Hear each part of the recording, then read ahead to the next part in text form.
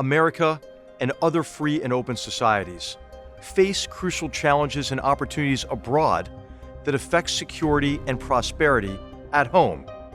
This is a series of conversations with guests who bring deep understanding of today's battlegrounds and creative ideas about how to compete, overcome challenges, capitalize on opportunities, and secure a better future. I am H.R. McMaster. This is Battlegrounds.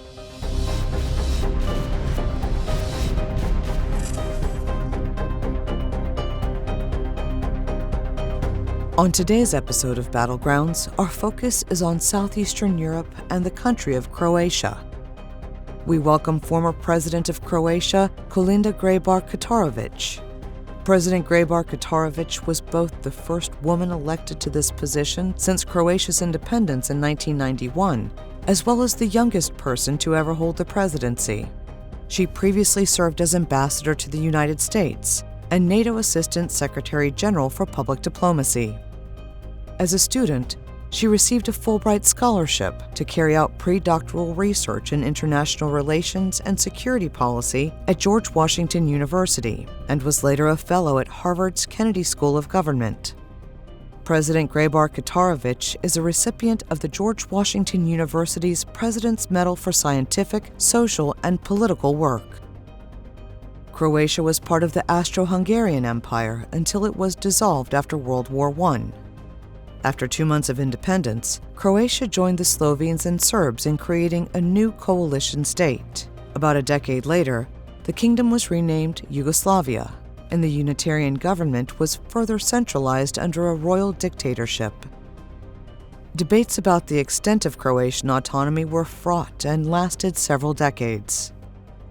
In 1941, Nazi Germany invaded Croatia and installed Ante Pavelić as the country's fascist leader. Under Pavelic's regime, hundreds of thousands of Croat Jews, Orthodox Serbs, Bosnian Muslims, and Roma were murdered. After the Allies defeated the Axis powers in the Second World War, Croatia became a socialist republic within the Yugoslav Federation under the leadership of Josip Broz Tito.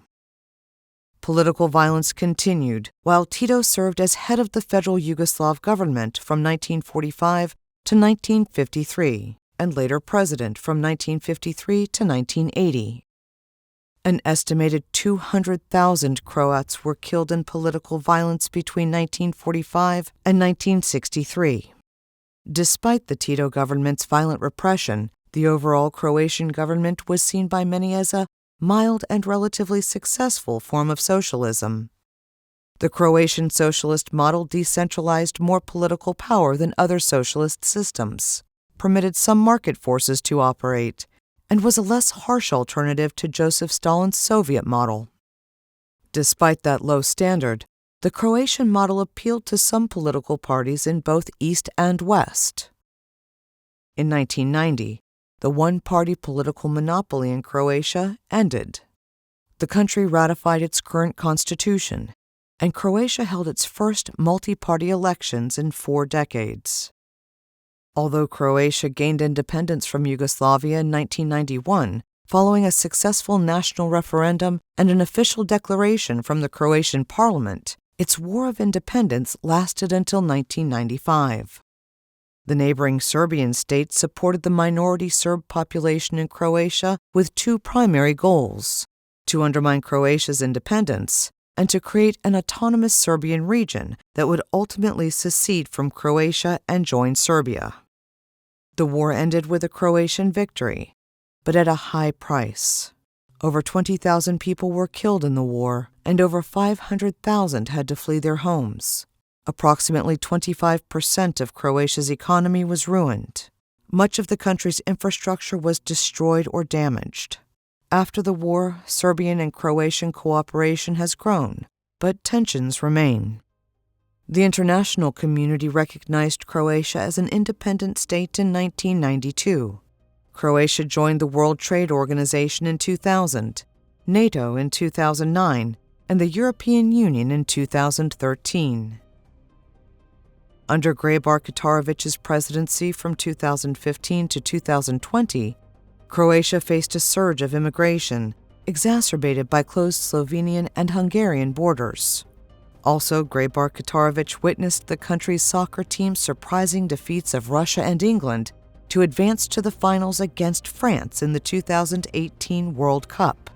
In 2020, Croatian President Zoran Milanovic won the presidential election with a 5% margin of the popular vote.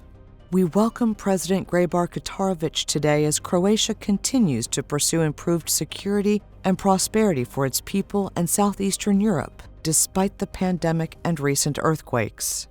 She provides an important perspective on the transatlantic relationship, the vision of a Europe free and whole, energy security, and how to foster social unity and strengthen confidence in democratic governance.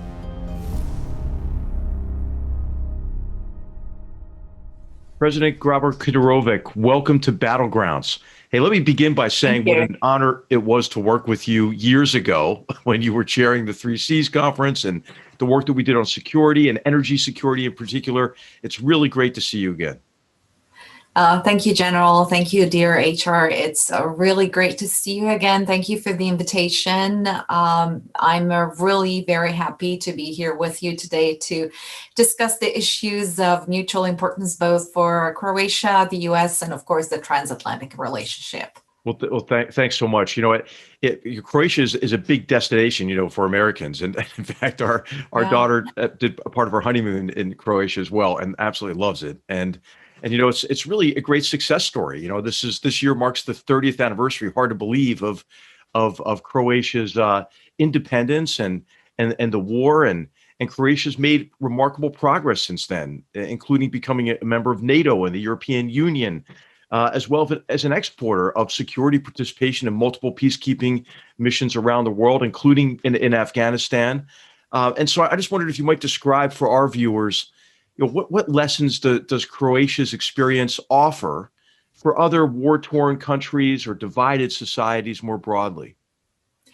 Yes, indeed. It's hard to believe it's been 30 years. My youth and my most important formative experiences were marked by the dissolution of the former Yugoslavia and the war for independence, or rather fighting aggression here in Croatia. And then the post-war years that were very important. And that were lessons learned not just for Croatia, but I would say for many, not just war-torn countries, but really societies that experience divisions and rifts. We've seen the recent events in the United States, especially on the 6th of January, and I was actually pretty disturbed to hear comparisons between the dissolution of the former Yugoslavia and the situation in the United States. I don't think it's a fitting example. Yes, there were rifts across society, but there is a huge and basic difference. When we were fighting for independence, it was within a system that was autocratic, that was undemocratic, that did not recognize the rights neither of the nations that it purported to represent, the brotherhood and the unity that was celebrated within the context of the former Yugoslavia. It was a society that did not take into account individual opinion, where there was no freedom of speech, where there were no democratic institutions. So what the United States is facing right now is what the newly elected president and so many of you have said so fittingly, to create a more perfect union, to continue building on the foundations of democracy and democratic system that you have. I do not really aspire to give lectures to anyone about democratic institutions, democracy, and reconciliation. But I have to admit, very frankly, very honestly, HR, what I've said on so many occasions. When I was a young girl sitting in bomb cellars and fearing not just for my own life, but for the life of everybody else, and fearing that somebody would just throw a grenade down that bomb cellar, I was thinking that there was no way that we and our Serbian neighbors would live with each other and by each other for decades and decades to come. Fortunately, I was proved to be wrong. And we did have our difficulties. We did have so many hurdles that we had to overcome. But once we realized that the international community was a partner to us in that process, once that we learned to recognize the grievances of the other side, no matter how much we thought the crimes were committed, which of course have to be sanctioned in order for democracy to function. But once we realize that it's in the interest of all to proceed in a democratic manner of inclusion rather than exclusion for the future, that was really the sort of the formula for success. And I believe that this is what the United States is facing right now as well. Being sort of an objective person who is monitoring the processes in the United States, but also very emotional about it because of my own experience when I went to the US in 1985-86 as an exchange student. And when I learned first about the postulates of democracy and individual rights and freedoms, but also individual obligations, for me and for all of us, the United States being the beacon of democracy and an example to all of us, it really matters what happens in the US and the way that you go. And the way forward certainly is listening, the so-called reflective listening to hear what the other side is saying. Those who believe that have been disenfranchised in the recent election and what followed after that. Equally as those who have stood up for the rights of the oppressed minorities after the murder of George Floyd last year. It demonstrates that these are not issues that just came up with the last administration. It wasn't the cause of it. It was unfortunately the symptom and probably the catalyst of the whole process. But I am encouraged by the position of President Biden being very inclusive and very careful to speak about these matters and to continue to include those who feel that they have been hurt or their rights have been hurt in any way. Rather than excluding them and sort of isolating them to some dark shades, dark corners, either of the United States or the web. And the same happens in relations within many countries. I'm sorry, I'm really going on. This is such a great message. The introduction to this session, but this is something that is very dear to my heart because reconciliation is both, at the same time, much more difficult and much more simple than you think. It is difficult because you have to overcome your own emotions, your own prejudices sometimes. But it's also simple when you realize that when you talk about it, when you work it out in a democratic way, you can find a solution and make it a lasting one. And the same goes, as I said, for relations in many parts of the world, including in our own neighborhood. Again, as a person who was affected, whose youth was affected by that war, when I was president, I invited President Vučić to visit Croatia, although I knew it was politically a very difficult move. This is just for our viewers, Kolinda, this is the president of Serbia. That's the president of Serbia, yes. And he was remembered for his past in Croatia, but he's an elected president of Serbia and is certainly the interlocutor for us because it's up to the Serbian people to choose their president.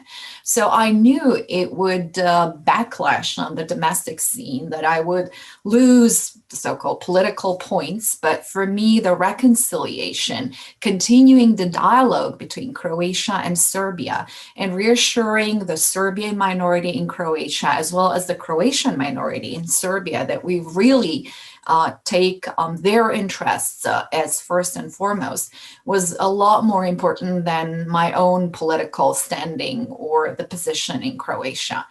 And I believe that when it comes to reconciliation, this is what we have to think about, to embrace everyone, to really listen, as I said, and to be able to sacrifice our own positions if we ultimately realize that we need to include the opinion of those others and address their grievances in a proper manner.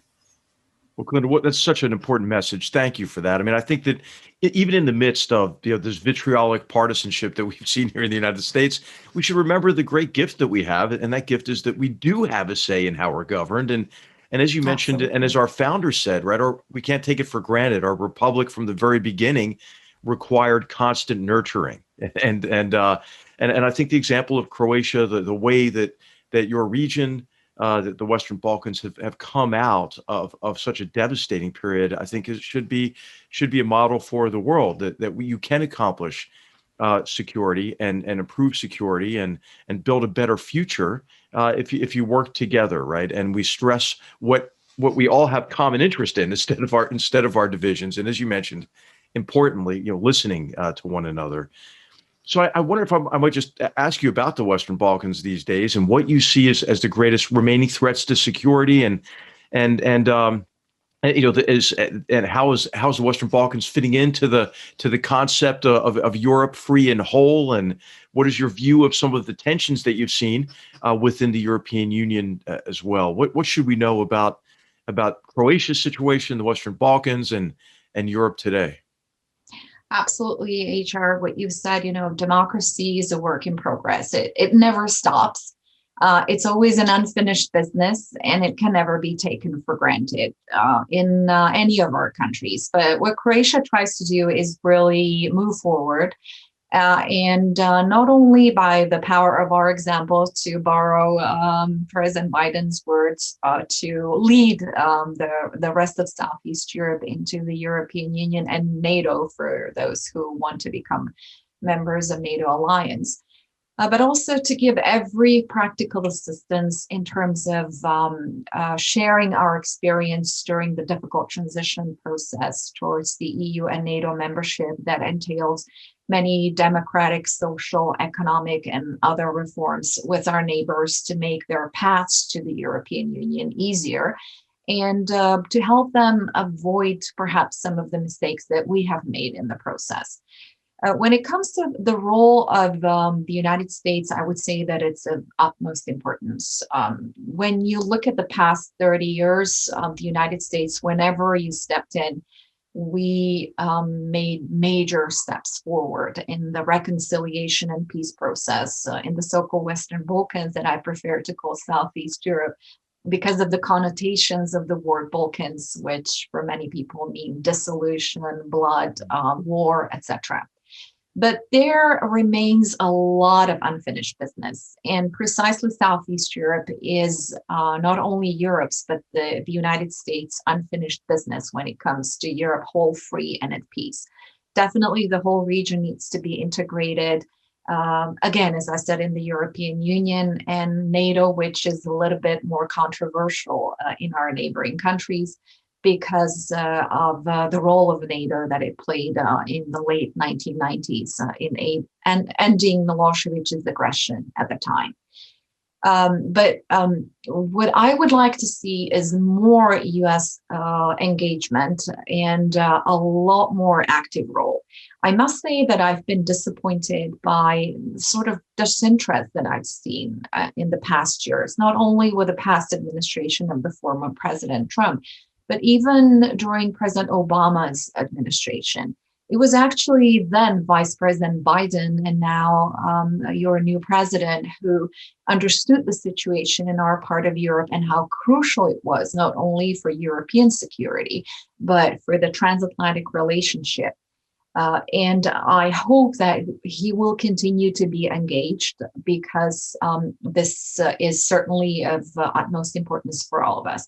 For Croatia, it's the security, stability, political independence, sovereignty, and territorial integrity of Bosnia and Herzegovina that is most important for our own security and our obligations as someone who needs to, according to our constitution, take special care of the Croatian nation in Bosnia and Herzegovina, but also Croatian minority all over the world, of course, as you do take care of your own American citizens.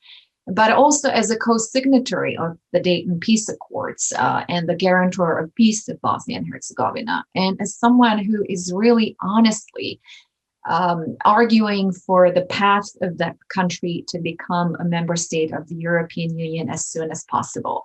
I think that including Bosnia and Herzegovina in Partnership for Peace program was an unnecessary delay that confused the population.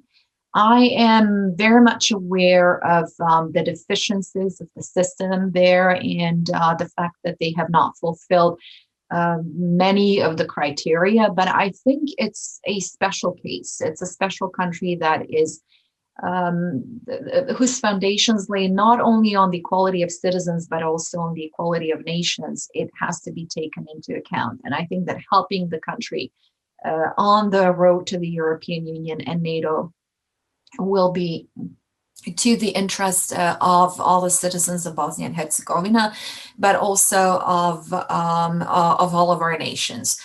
What has been achieved in the region, we've seen some countries join NATO, for instance, Montenegro and Northern Macedonia. In the meantime, we've seen progress that they've made on the road to the European Union membership. But I think that the process has been too slow, that it's creating a vacuum that is being filled by third forces that are not necessarily benevolent at all times, that are confusing the situation and using this situation in order to argue to those people that, whatever you do, you're just not good enough either for EU or NATO. So the people have started to question not only the goal of the membership of Euro-Atlantic institutions, but of the reforms that they have been conducting, because they feel that whatever they do is never good enough. And I think that we need to respond in engaging more. And what I see as the tasks for the new Biden administration certainly is the relationship between Serbia and Kosovo, between Belgrade and Pristina, in which Croatia does not want to interfere too much for obvious reasons, but also the process in Bosnia and Herzegovina that needs to be evaluated and re-evaluated very carefully. And we need to see what works and what doesn't work, and how we all can help Bosnia and Herzegovina move forward in being truly politically emancipated. Well, Kolinda, of course, you know who's going to take advantage of these kind of doubts and any kind of divisions and try to divide societies within Southeastern Europe, but then also to sow divisions between countries in Southeastern Europe is going to be Vladimir Putin's Kremlin. And of course, they've been quite aggressive in Southeastern Europe, even trying to foment a coup, for example, in Montenegro. And so I just ask you, how do you see that threat of Vladimir Putin's Kremlin, and in particular, how adept they've become at political subversion, and especially in using cyber-enabled information warfare and trying to polarize really societies and pit portions of societies against each other? Well, it's no secret that Russia perceives enlargement of NATO as a security threat to itself. And when I worked at NATO, we really tried very hard to explain that enlargement of NATO is basically the will of the people, of whose alliances they want to choose. And it's about security in the European Union, in the transatlantic space, but also in the wider geographical area. And with respect to Croatia, we try to balance that relationship because certainly Russia is very much involved and very much concerned about what happens in Southeast Europe. Serbia, of course, is trying to balance its relationship with Russia and the European Union, and probably they will have to do a little bit better of a job in terms of fulfilling the criteria and moving on towards the European Union, where I believe the place of Serbia is, and it shouldn't be in any way perceived as a threat to Russia. But looking very realistically, HR, Russia is present here. Looking at Bosnia and Herzegovina, they're part of the Peace Implementation Council. They're also one of the guarantors of the Dayton Peace Accords. So we need to maintain that dialogue and relationship. You've mentioned the attempted coup in Montenegro. In the meantime, Montenegro did become a member state of NATO. But for Montenegro, it's an issue of ethnic divisions with respect to pro-NATO or against NATO that we still see today after last year's parliamentary elections. And of course, we're very much interested as their immediate neighbor where things will go. But again, I think that finger pointing will not do us much good if we don't get our act together ourselves. And I will repeat what I've said already, is that we need to be a lot more vigilant and a lot more adamant in terms of proving the countries in Southeast Europe where they truly belong. And what the ultimate, I won't say the prize, but where the ultimate end goal will be if they fulfill the criteria, which is what people really want around here. And I can testify to that, talking to them and communicating to them on a daily basis. Linda, I think one of the areas that the Kremlin takes advantage of is what we see are growing tensions these days between national sovereignty and collective action, collective identity within Europe. What's your view of those tensions these days? I noted that the European Commission announced it would direct over, I think it's about 350 million euros from the Cohesion Fund to support Croatian businesses and economic recovery after COVID. I think Croatians are seeing the benefits, right, of membership within the European Union, but still these tensions also seem to be growing between sovereignty and those benefits of membership in the European Union. It's not only tensions between sovereignty and the benefits of the EU membership. We've seen nationalism, populism on the rise. We've seen divided societies, but we've also seen genuine concerns. And I think it really comes down to the fact that people want to be in charge, and you can change your national government through elections, but European officials are still perceived as someone that they do not have direct responsibility towards the citizens. We do have a say in choosing them through the European Parliament, but still not a lot of people perceive that. And the recent trends in the European Union have not really helped that. Certain countries have been singled out for backtracking in their democratic development, for rising populism and nationalism, and even ties to Russia and China. But I have been concerned about the trends in the European Union for a number of years before the recent crisis. I've seen an erosion of values. I've seen people, especially young generations, forgetting why we got together at all. It's not just an economic project, it's a peace project as well. And the young people don't remember the times of divisions, of walls, of barbed wires, and even of the war in our part of Europe. So it's difficult for them to explain the value of the European project, and many take peace and security and the European unity for granted.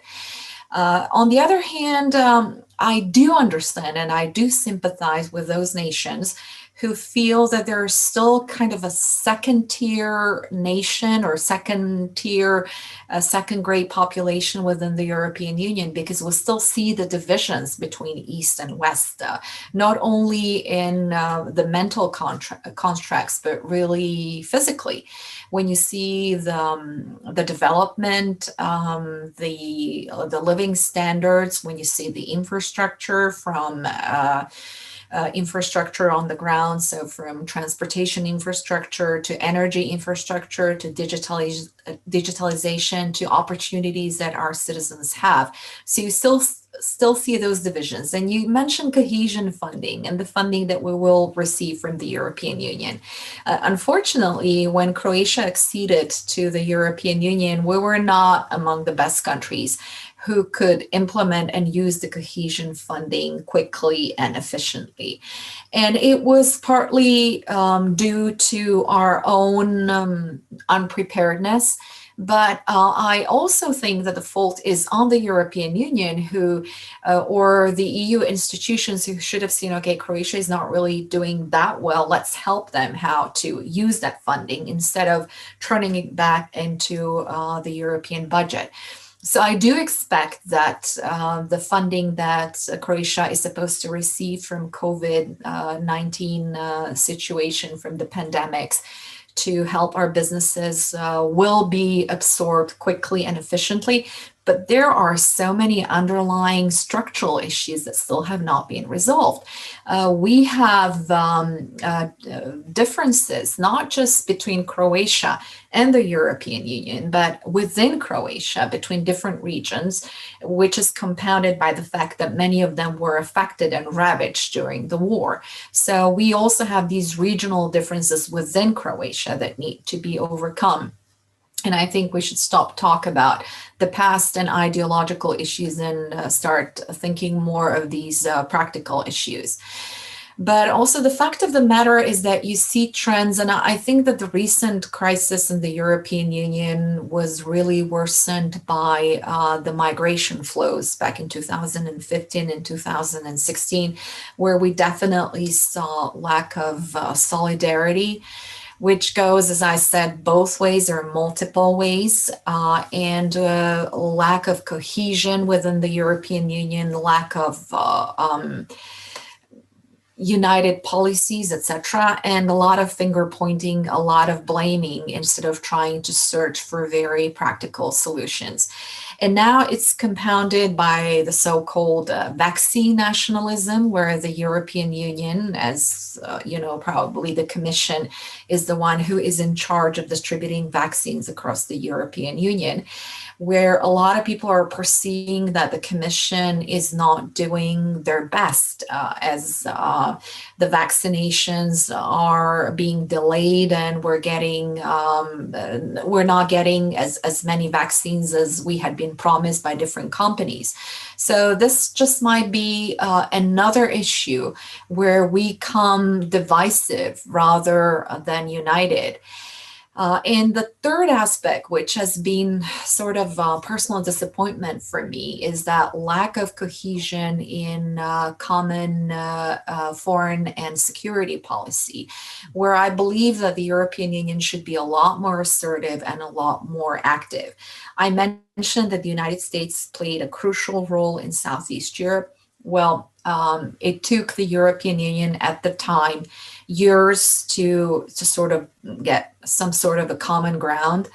And I would like to see a more active and more assertive role in places such as Libya or Syria, or even Afghanistan, in many hotspots of the world, if we truly want to become a global player that is of global relevance.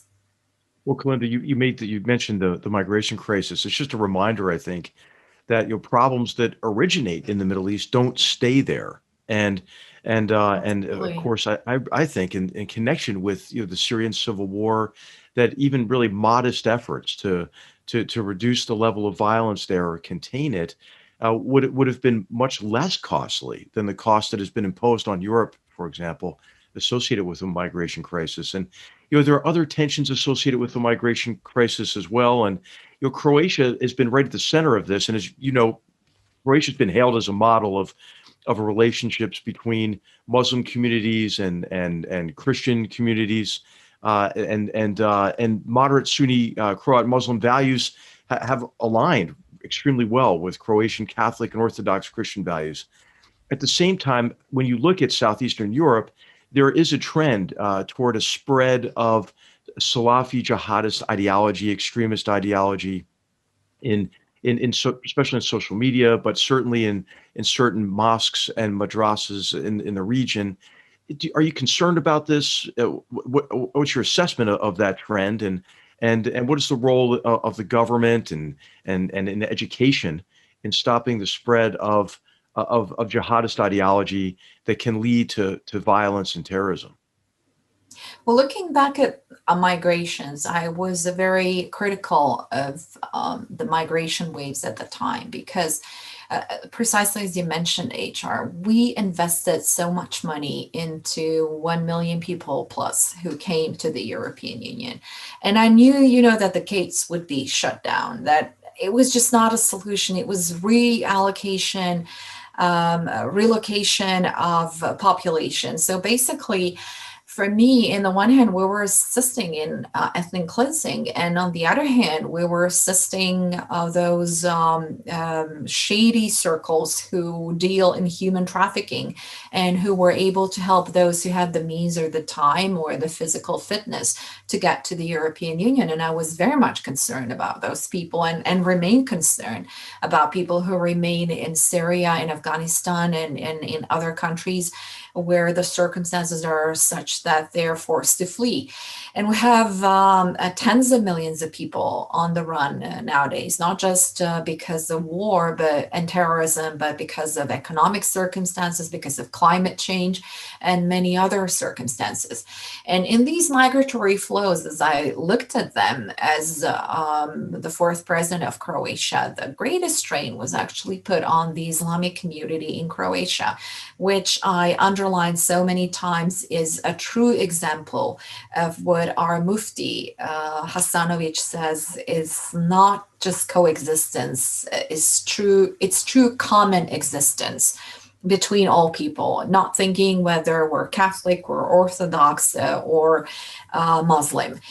And you've mentioned education, it's very important, but what's also very important is that government does take an interest in what goes in any of the religious communities. I'm a person of faith myself, and I go to church, but I would never want for the religion to influence public life or lawmaking or the life of the country.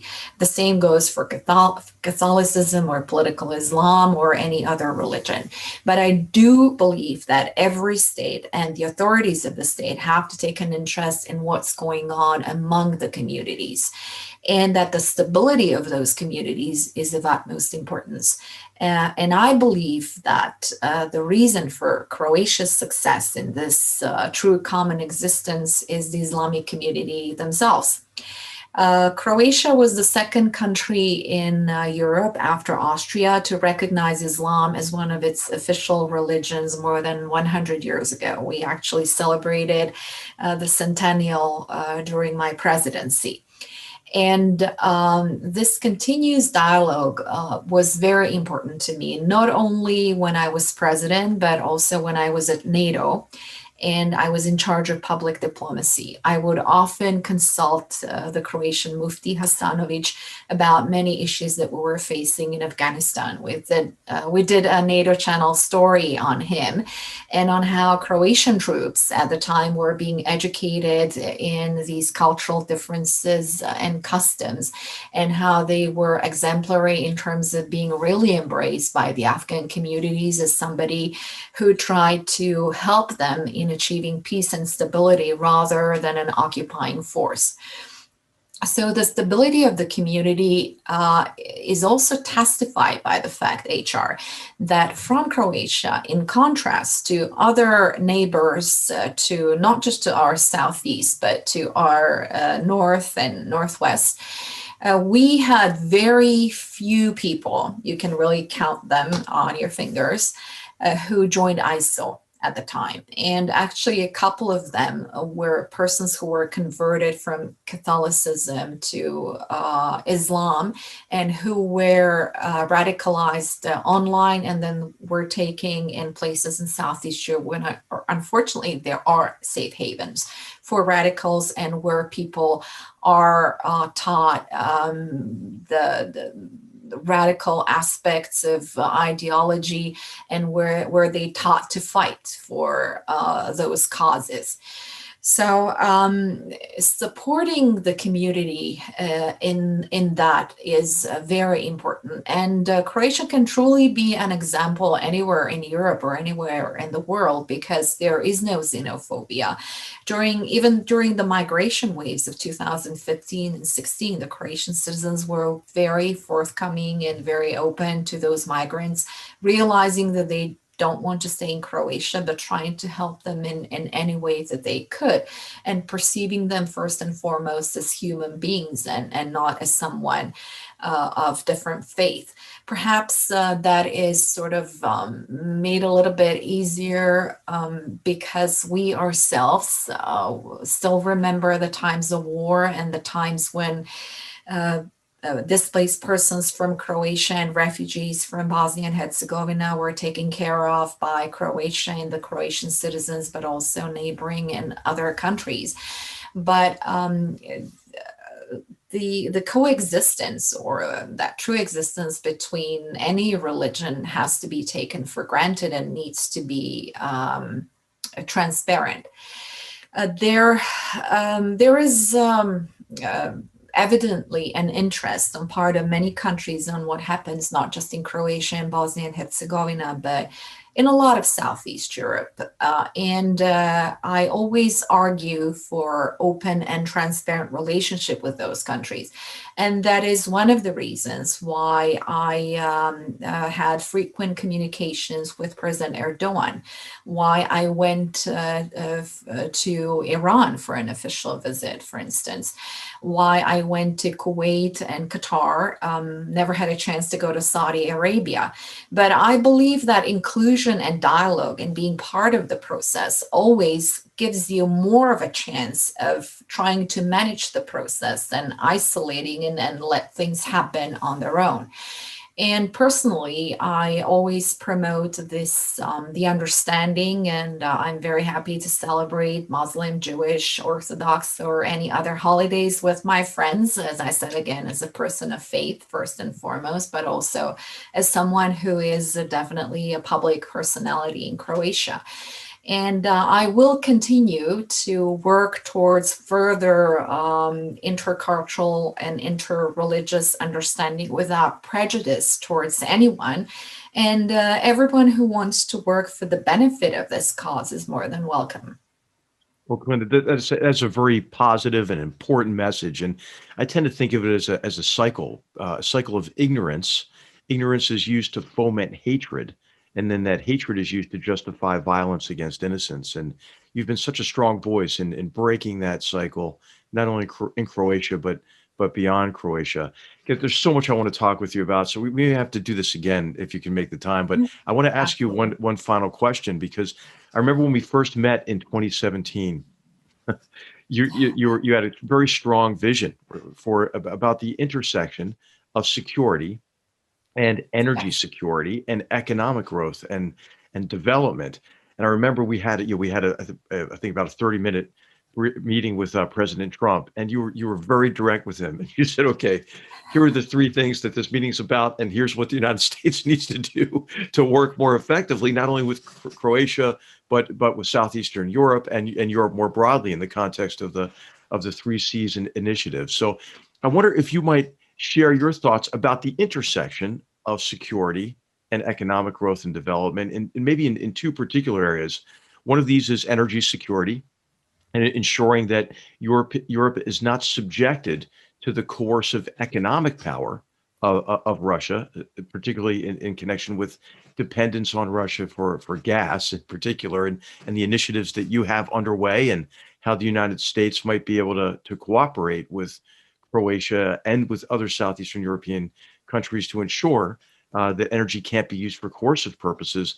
And the second aspect, I think, of security and economic development interconnecting is in the area of Chinese investment, right? Chinese investment, which can do some good in the region, but of course, that comes with some expectations on the part of the Chinese Communist Party. And we've seen this with really China gaining a large degree of influence in the port of Piraeus, for example, a great deal of influence in Hungary, for example, and in Serbia to a large extent. So your thoughts on the intersection of of security, energy security, and economic development and investment.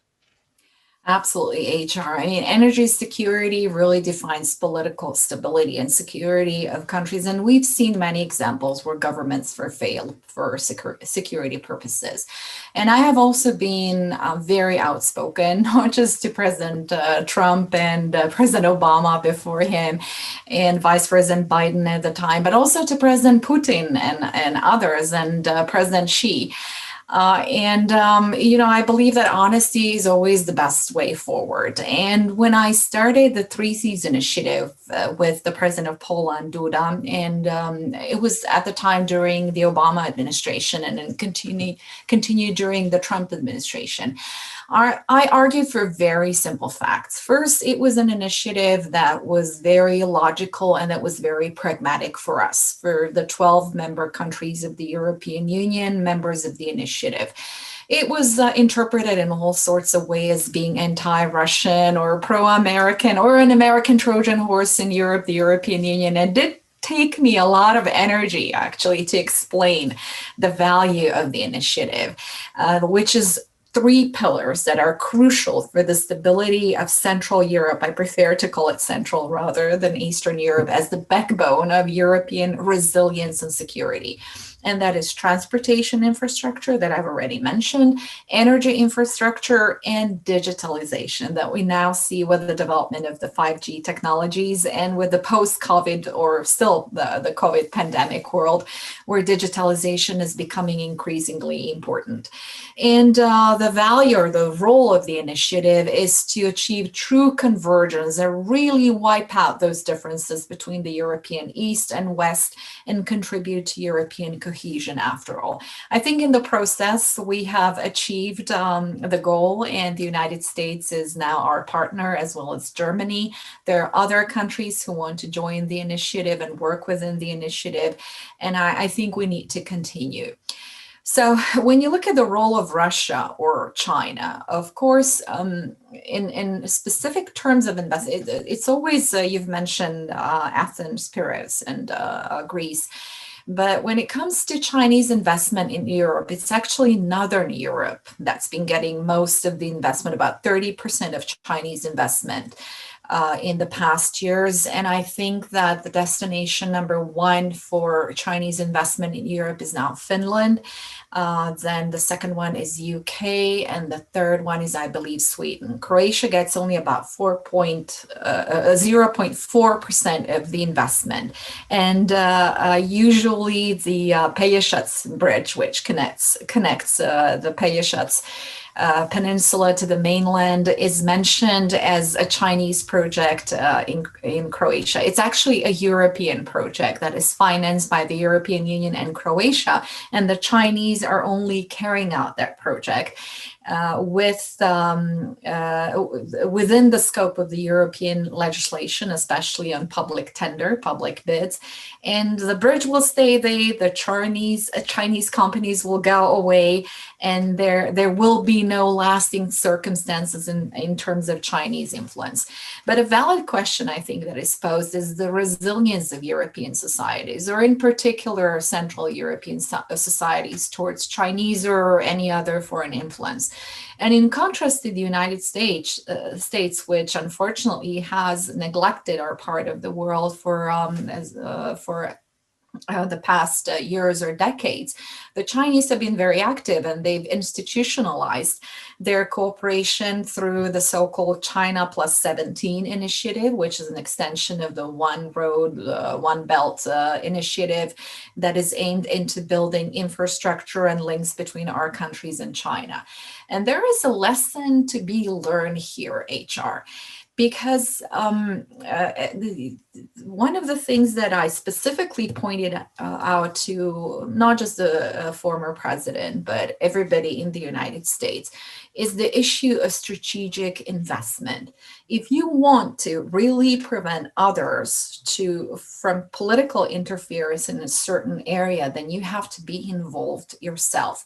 And although Croatia, really the bulk of our investment and trade comes from the West, from the European European Union and the US, I really can't remember the last big investment from the United States into Croatia.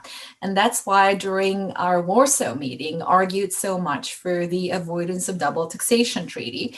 And alongside Albania, Croatia is the only NATO member state that does not have that treaty with the United States. And that treaty would really remove the obstacles that we all feel in not just doing business between Croatia and the United States, but really true investment into Croatia. And the president at the time committed, and he repeated it several times. And we did start negotiations, but the process has been dragging on. And the excuse has always been that there is not administrative capacity within the United States to negotiate an agreement with Croatia, which is a country of 4 million people, that can be based on something that was negotiated, for instance, with Slovenia. So this dragging your feet, unfortunately, is not very helpful. And I think you should be a lot more involved. And I would love to see President Biden a lot more involved. Last time, the Croatian prime minister at the time was at the White House with the president was in 2006. And I would love to see my current president or prime minister visit with President Biden at the White House as soon as possible. We're maybe to sign the double taxation treaty. How about that? I hope so, because the feeling that we are all getting, the United States communicates with, because if you're not a big country, or if you're not a problem country, or if you're not bringing big money to the table, you don't have an entrance to the White House. But what is the price of friendship? What is the price of alliance? So we need to maintain that dialogue. It's half an hour that symbolically, along with the visa waiver treaty, which I hope will be, or visa waiver program, which I hope Croatia will become part of, is symbolically very important. So, taking care of your friends, of your alliances, what China is doing, it's their approach is very smart. They show you that principle of sovereign equality, that they value you, that they will talk to you, that they will treat you as equal. And I think that we have been taking this friendship and alliances for granted for way too long. And you're talking to a really ardent transatlanticist. For me, there is no alternative to NATO and to our transatlantic relationship. And I hope that we are entering a new phase where we'll become much closer together, regardless of the strategic autonomy that we're talking for Europe to become more resilient and more active on the world scene. But there's so much that binds us together. And we would really want to see a lot more US presence, not just in Croatia, but in our neighborhood. And you're welcome, and your friends here. So please do feel as such. And let's go on working together, because together we'll be more resilient, we'll be smarter, and we'll be a lot more successful. Well, Kolinda, thanks. You're a very strong voice for the relationship, and especially at a time when in Europe we hear people talking about strategic autonomy and sort of playing the U.S. off against China, instead of maybe just asking the question, do you really expect the Chinese Communist Party to treat our citizens better than they treat their own people? So I think we're moving in the right direction in terms of the relationship, and as we become closer, we should send an occasional thank you note to Xi Jinping, because I think the party's aggression, since the COVID-19 crisis is a big motivator, I think, to resolve some of the issues you rose and for us to come closer together. So I can't thank you enough. What a great discussion. I'm going to ask you one final question, which I hope will be probably the easiest question of all of them. Next year, of course, Qatar will be hosting the 2022 FIFA World Cup. And I wondered if you have any predictions about who's going to win. Well, right now our teams, unfortunately, are not doing that well in either soccer, football, or other sports. But I'm very confident. I think it's probably due to the pandemic and the special circumstances that we found ourselves in. But definitely, I will be in Qatar. And we will be cheering for the Croatian team. The championships in Russia did wonders for Croatia's standing in the world. We were considered to be a small country with a big heart, which we are. And we hope to play an influence that goes well beyond our geographic area or the number of people. But I'm always optimistic, and that's how I'll be traveling to Qatar, believing that we will win. Well, President Grabar-Kitarovic, what an honor it has been to see you again, and a privilege to have you on Battlegrounds. You're a great inspiration as a leader, I think, also to aspiring women leaders as the first president of Croatia. And so on behalf of the Hoover Institution, thank you for helping us learn more about Battlegrounds important to building a future of peace and prosperity for generations to come. Thank you so much. Thank you. Thank you, HR. It was my pleasure and an honor. Battlegrounds is a production of the Hoover Institution, where we advance ideas that define a free society. For more information about our work, to hear more of our podcasts, or view our video content, please visit hoover.org.